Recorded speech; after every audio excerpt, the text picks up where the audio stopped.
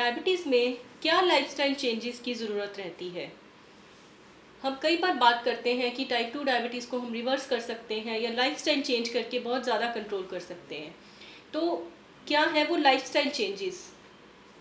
नमस्कार दोस्तों, मेरे इस चैनल में आपका फिर से स्वागत है। आज हम बात करेंगे टाइप 2 डायबिटीज़ में लाइफस्टाइल चेंजेस के बारे में कि कौन से लाइफस्टाइल चेंजेस हैं जो आपको करने चाहिए, जिनकी हेल्प से आप डायबिटीज़ अच्छा कंट्रोल कर सकते हैं या कुछ केसेस में इसको रिवर्स भी कर सकते हैं।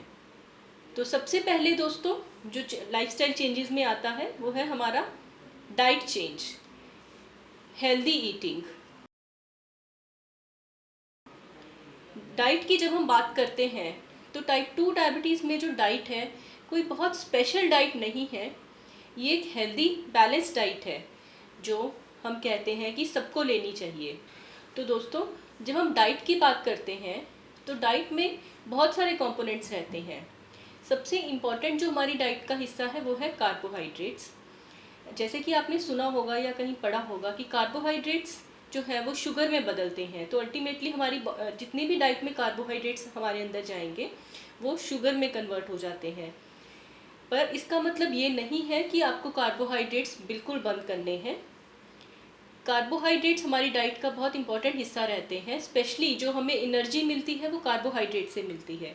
तो कार्बोहाइड्रेट्स बंद करने की ज़रूरत नहीं है, पर हमें हेल्दी कार्बोहाइड्रेट्स लेने हैं जो कि वेजिटेबल्स में रहते हैं, फ्रूट्स में रहते हैं, होल ग्रेन्स में रहते हैं। तो सिंपल शुगर्स आपको अवॉइड करने हैं, जैसे कि कोई हमारे कोल्ड ड्रिंक्स हैं, जूसेस हैं, सोडा है या एनर्जी ड्रिंक्स हैं, स्पोर्ट ड्रिंक्स हैं, इनको अवॉइड करेंगे। कोई भी प्रोसेस्ड फूड्स हैं जैसे जिनमें कि मैदा डला हुआ है, जो फ्राइड फूड्स हैं या जिनमें स्पेशली शुगर डली हुई है, बेकरी के प्रोडक्ट्स, डोनट्स हैं या बिस्किट्स हैं, जितने भी ये प्रोडक्ट्स जिनमें डायरेक्ट शुगर्स हैं, इन प्रोडक्ट्स को अवॉइड करना ज़रूरी है। अपनी डाइट में आपको फ्रूट्स और वेजिटेबल्स ज़्यादा इंक्लूड करने की ज़रूरत है। डायबिटीज़ में जूसेस अवॉइड करने के लिए बोलते हैं हम, पर आप फ्रूट्स ले सकते हैं। फ्रूट्स की दिन में 2 बार फ्रूट्स ले सकते हैं। वेजिटेबल्स भी दोस्तों, ज़्यादातर वेजिटेबल्स सेफ़ हैं, पर कुछ वेजिटेबल्स हैं जिनमें थोड़ा स्टार्च ज़्यादा रहता है, जैसे कि आलू या अरबी या जिमीकंद, शकरकंद। ऐसे जो वेजिटेबल्स हैं इनका सेवन आपको कम करना है। दूसरी वेजिटेबल्स सारी आप ले सकते हैं। कार्बोहाइड्रेट्स के अलावा हमारी डाइट में के जो और कंपोनेंट्स रहते हैं, प्रोटीन्स रहते हैं। प्रोटीन्स जो आते हैं हमारी डाइट में, या तो वो डेयरी प्रोडक्ट से आते हैं, मिल्क या मिल्क प्रोडक्ट से, या वो नॉन वेजिटेरियन फूड्स में रहते हैं जैसे कि मीट, फिश, चिकन, एग्स। और तीसरा ये हमारी लेग्यूम्स या पल्सेस में रहते हैं, हमारी दालों में रहते हैं। और प्रोटीन हमारी रोटी में भी पाए जाते हैं, कुछ सीरियल्स में भी पाए जाते हैं। सो प्रोटीन्स का सेवन भी बहुत ज़रूरी है। जनरली डायबिटीज़ में हम बोलते हैं कि हमारी जितनी टोटल कैलोरीज़ है उसका 25 से 30% जो कैलोरीज़ हैं वो प्रोटीन से मिलनी चाहिए। सो इसके लिए दोनों ही तरह के प्रोटीन्स बहुत ज़रूरी हैं। एक है क्लास 1 प्रोटीन्स या कंप्लीट प्रोटीन्स जो हमारे मिल्क प्रोडक्ट्स में रहते हैं या नॉन वेजिटेरियन फूड्स में रहते हैं।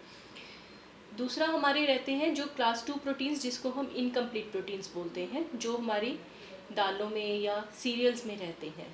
इनको इनकम्प्लीट इसलिए बोलते हैं कि इनमें कभी कभी कुछ अमाइनो एसिड्स की कमी होती है। तो हमारी डाइट में हमें 50% क्लास 1 और 50% क्लास 2 प्रोटीन्स लेने ज़रूरी हैं। फ़ैट्स की बात करें तो हमारे खाने में कुछ गुड फैट्स रहते हैं जिनमें मोनो अनसैचुरेटेड फैट्स हैं या पॉली अनसैचुरेटेड फैट्स हैं। तो इनकी एग्जांपल्स मैं आपको बताती हूँ। मोनो अनसैचुरेटेड फैट्स हमारे लिए सबसे अच्छे होते हैं और इसकी एग्जांपल्स हैं जैसे कि सरसों का तेल है, सोयाबीन तेल है या राइस ब्रैन ऑयल है। इसकी मात्रा आप ज़्यादा इस्तेमाल करिए।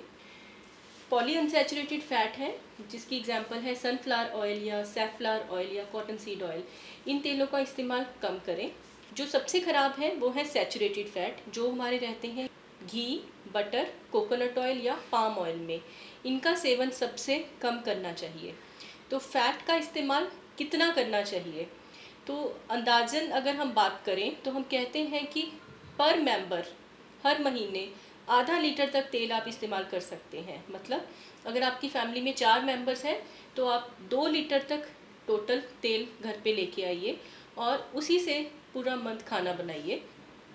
अगर हम इसको प्रतिदिन में देखना चाहें तो 3 चम्मच के लगभग प्रतिदिन इस्तेमाल हो सकता है पर पर्सन।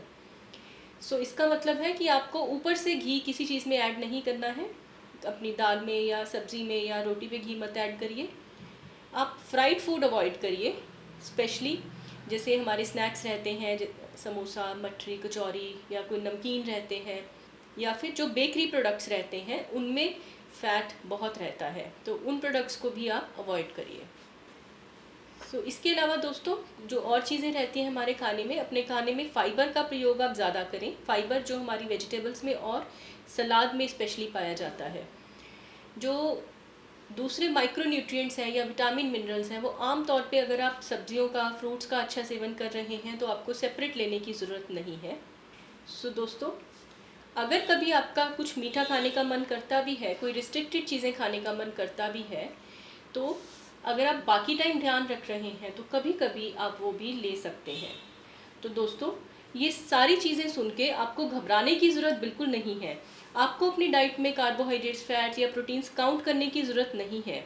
इसका एक बहुत ही सिंपल मेथड है जिसको हम प्लेट मेथड बोलते हैं। तो आप जो आपकी प्लेट है, हम कहते हैं कि उस प्लेट को 2 हिस्सों में बांटिए। जो उसका आधा हिस्सा है उसमें हमारी नॉर्मल वेजिटेबल्स हो सकती हैं, जो नॉन स्टार्ची वेजिटेबल्स हैं, और आपकी सैलेड से भर लीजिए। और जो बाकी आधी प्लेट है उसको फर्दर आप 2 भागों में बांटिए। उनमें से एक भाग में कोई प्रोटीन होना चाहिए, जिसमें आपका या तो नॉन वेजिटेरियन फूड हो सकता है या फिर आपका मिल्क या मिल्क प्रोडक्ट्स हो सकते हैं। और जो बाकी आधा हिस्सा बचा, मतलब प्लेट का 1/4 हिस्सा, उसमें कोई कार्बोहाइड्रेट का सोर्स होना चाहिए, जिसमें कि या आपके ग्रेन्स, सीरियल्स हो सकते हैं, रोटी, राइस, ब्रेड हो सकती है, और इसके साथ आप एक कोई भी लो कैलोरीज वाला पेय ले सकते हैं, जैसे कि छाछ ले सकते हैं, पानी ले सकते हैं या नारियल पानी ले सकते हैं। जो ज़्यादा कैलोरी वाले पेय पदार्थ हैं जैसे कि कोल्ड ड्रिंक्स, जूसेस, सोडास, ये आप अवॉइड करिए। दूसरा जो लाइफस्टाइल चेंज आपको चाहिए वो है एक्सरसाइज। अपनी रूटीन में एक फिज़िकल एक्टिविटी इंक्लूड करना। जब हम फिज़िकल एक्टिविटी या शारीरिक व्यायाम की बात करते हैं दोस्तों, तो उसमें भी 2 चीज़ें आती हैं। एक तो जो हम एक्सरसाइज बोलते हैं, कार्डियो, जो डेली करने की ज़रूरत है। तो जनरल हेल्थ के लिए, शुगर और हार्ट की प्रॉब्लम दोनों से बचने के लिए ये ज़रूरी है कि आप दिन में 30 से 45 मिनट कोई भी एक मॉडरेट इंटेंसिटी एक्टिविटी करें, जिसमें कि आप तेज़ वॉक कर सकते हैं, जॉगिंग कर सकते हैं, साइकिलिंग कर सकते हैं, कोई गेम खेल सकते हैं जैसे बैडमिंटन, एरोबिक्स कर सकते हैं, डांस कर सकते हैं, स्विमिंग कर सकते हैं। कोई भी ऐसी एक्टिविटी 30 to 45 मिनट्स डेली ज़रूर करें, और ऐसा हफ्ते में 5 दिन ज़रूर करें। इस एक्सरसाइज के अलावा दोस्तों, आप कोशिश करिए कि दिन भर भी एक्टिव रहें, सक्रिय रहें। स्पेशली अगर आपकी जो जॉब है वो बैठने की जॉब है, सारा दिन आपको बैठना पड़ता है, तो ये ज़रूरी है कि दिन में बीच बीच में आप कोशिश करते रहें कि कहीं ना कहीं आपको फिज़िकल एक्टिविटी हो जाए। जैसे कि अगर आप ऑफिस में हैं, आप कोशिश करें कि लिफ्ट की जगह सीढ़ियों का प्रयोग करें। अगर आप गाड़ी में जा रहे हैं तो कोशिश करें कि अपनी जो पार्किंग है गाड़ी की वो थोड़ी दूर करें, ताकि आपको चलना ज़्यादा पड़े। अगर आप पास ही में कहीं मार्केट या किसी के घर जा रहे हैं तो कोशिश करें कि पैदल जाएं। ऐसी छोटी छोटी एग्जांपल्स हैं। फॉर एग्जांपल, आप रेलवे स्टेशन पे वेट कर रहे हैं ट्रेन की, या एयरपोर्ट पे, तो वहाँ पे आप चल फिर सकते हैं, थोड़ी फिजिकल एक्टिविटी कर सकते हैं। अगर आप फ़ोन पे बात कर रहे हैं तो भी आप चलते हुए कर सकते हैं, जिससे कि थोड़ी फिजिकल एक्टिविटी होगी। तो कोशिश करें कि दिन भर में भी जितनी हो सके फिजिकल एक्टिविटी करें। तीसरा दोस्तों, ये ज़रूरी है कि आप स्मोकिंग किसी भी फॉर्म में बिल्कुल बंद करें। स्मोकिंग, चाहे आप सिगरेट ले रहे हैं, बीड़ी ले रहे हैं या तंबाकू ले रहे हैं, तंबाकू का प्रयोग किसी भी फॉर्म में बिल्कुल नहीं करें। डायबिटीज़ में एज सच कुछ बीमारियों का रिस्क बढ़ जाता है, जैसे कि ब्लड प्रेशर होने का रिस्क बढ़ जाता है, हार्ट की प्रॉब्लम होने का रिस्क बढ़ जाता है, आइज़ पे इफ़ेक्ट पड़ सकता है, किडनीज पे इफ़ेक्ट पड़ सकता है। तो ये सारी चीज़ें अगर आप स्मोकिंग कर रहे हैं तो ये और भी ज़्यादा वर्सन हो सकती हैं, बढ़ सकती हैं। दूसरा, स्मोकिंग से आपकी एक्सरसाइज कैपेसिटी कम हो सकती है, तो ये बहुत ज़रूरी है कि स्मोकिंग किसी भी फॉर्म में बिल्कुल नहीं करें। चौथा, अल्कोहल या शराब की बात करें तो अगर आप शराब का सेवन बिल्कुल नहीं कर रहे हैं तो बहुत अच्छा है।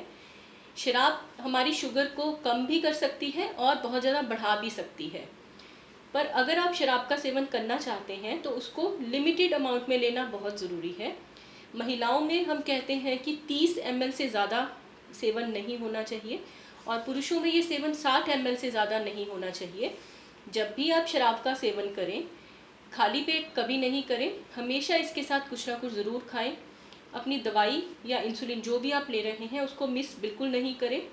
और जब आप शराब का सेवन करें तो अपनी शुगर की मात्रा ज़रूर चेक करें, पीने से पहले भी और हो सके तो सोने के पहले भी शुगर की मात्रा ज़रूर चेक करें।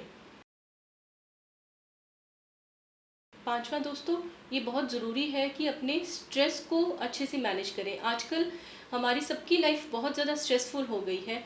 बहुत सारे पेशेंट्स आकर ये बोलते हैं कि हम स्ट्रेस में थे जिस वजह से हमारी शुगर बहुत बढ़ गई।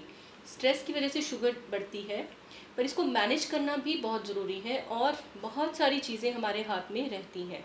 तो स्ट्रेस को कम करने के लिए जो भी आपको चीज़ें रिलैक्स करती हैं, कई बार कुछ लोगों के लिए वो एक्सरसाइज हो सकता है, डीप ब्रीथिंग एक्सरसाइजेज या योगा हो सकती है।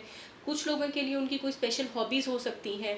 स्पेशली अगर पहले आपकी कोई हॉबी रही है जिसमें आपको बहुत मज़ा आता है, आप अपनी हॉबीज़ दोबारा स्टार्ट कर सकते हैं स्ट्रेस को रिलीव करने के लिए। अगर आपका काम की जगह वर्क प्लेस पे कोई स्ट्रेस है तो आप कोशिश करें कि अपने बॉस से बात करके या अपने कलीग से बात करके उस स्ट्रेस को कम करने की जो भी हो सके कोशिश करें कि ये स्ट्रेस कम हो। इसकी वजह से भी आपकी शुगर की मात्रा बढ़ सकती है। आखिरी में दोस्तों, ये बहुत ज़रूरी है कि आप अपना चेकअप रेगुलरली कराएं। शुगर के साथ रहना मतलब बहुत सारी प्रॉब्लम्स आने का डर होना। तो अगर आपको शुगर है, आप शुगर के साथ रह रहे हैं, तो एक तो आपको अपनी शुगर की मात्रा लगातार चेक करते रहनी बहुत ज़रूरी है। दूसरा, कुछ और टेस्ट्स हैं जो आपको बार बार करने चाहिए, जैसे कि ब्लड प्रेशर जांच करना, आपका कोलेस्ट्रॉल जांच करना, आँखों की जांच करना, किडनीज़ की जांच करना, देखने के लिए कि शुगर का और बॉडी के किसी पार्ट पे इफेक्ट तो नहीं पड़ा या कोई और साथ में प्रॉब्लम तो नहीं स्टार्ट हो रही है। तो समय समय पर अपने डॉक्टर से अवश्य मिलें और अपनी जांच अवश्य कराएं। तो दोस्तों, शुगर के साथ हेल्दी रहने के लिए ये 6 लाइफस्टाइल चेंजेस करने बहुत ज़रूरी हैं। इनफैक्ट ये लाइफस्टाइल चेंजेस जो हैं, अगर आपको शुगर नहीं भी है तो भी जनरल लाइफ, हेल्दी लाइफ के लिए बहुत ज़रूरी हैं। या फिर अगर आपको डायबिटीज़ होने का रिस्क है, जिनको प्री डायबिटीज़ है या फैमिली में डायबिटीज़ की स्ट्रॉन्ग हिस्ट्री है, उनको भी ये लाइफस्टाइल चेंजेस शुरू कर देने चाहिए। और ये भी याद रखें कि अगर आपकी डाइट इससे बहुत ज़्यादा डिफरेंट है या एक्सरसाइज बिल्कुल नहीं कर रहे हैं तो बहुत ड्रास्टिक चेंजेस करने की ज़रूरत नहीं है। आप छोटे छोटे चेंजेस से स्टार्ट करें। अगर आप एक्सरसाइज बिल्कुल नहीं कर रहे हैं तो 10-15 मिनट से स्टार्ट करें। हर हफ्ते उसको 5 मिनट या 10 मिनट बढ़ाते जाइए और धीरे धीरे उसको एक डिज़ायर्ड लेवल पर ले आइए। सिमिलरली डाइट अगर आपकी इससे बहुत ज़्यादा अलग है तो एक एक करके चेंजेस लाइए। पर जो भी आप चेंजेस ला रहे हैं, ये बहुत ज़रूरी है कि उनको मेंटेन करके रखें ताकि उसका जो फ़ायदा है वो भी मेंटेन रहे। और ये भी बहुत ज़रूरी है कि आप भूखे नहीं रहें। कोशिश करें कि हर 2.5-3 घंटे में कुछ ना कुछ खाते रहें। आपकी 3 मेजर मील्स होनी चाहिए, ब्रेकफास्ट, लंच और डिनर, और बीच में कुछ ना कुछ हल्का ज़रूर लेते रहें। तो दोस्तों, डाइट के बारे में हम और डिटेल में भी बात करेंगे अपने आने वाले वीडियोज़ में। तो आज के लिए बस इतना ही। अपनी सेहत का ध्यान रखें।